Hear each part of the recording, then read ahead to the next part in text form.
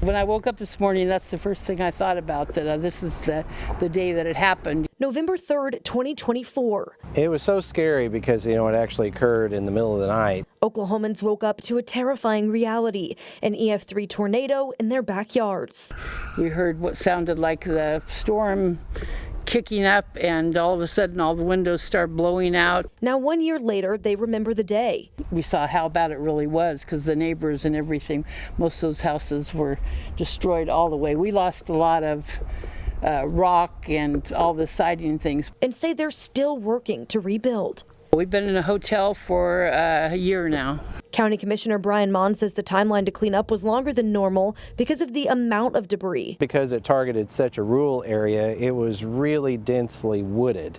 And so we had an inordinate number of tree limbs. And the time of year. The impact of the timing of the year as we were getting ready to go into the holidays was a definite factor. People were busy, they were out of town.